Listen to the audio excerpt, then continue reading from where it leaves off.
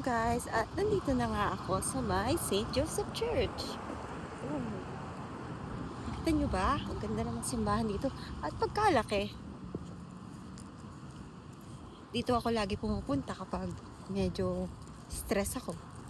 Tsaka kapag, alam mo na, kailangan mo ng kausap. Yung mga time na super down ako, mga first year ko dito, talagang solid na solid ako dito. Pero yung simbahan dito, hindi katulad sa Pilipinas na open ng alas 4 hanggang gabi. Eh dito may oras kapag ano lang, kapag mga hanggang alas 10 lang. Ano, hindi pala. Sorry. Kapag may misa lang sila nagbubukas. Tapos wala na. Kaya hindi ka pwede dito. Kaya ang ginagawa ko sa lake ako.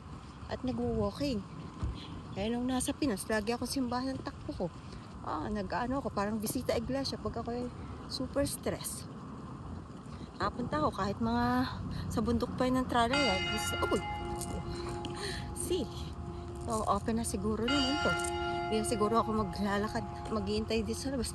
Lalo pag winter, naghihintay talaga ako dito sa labas ng napakatagal. Uy, open naman siya.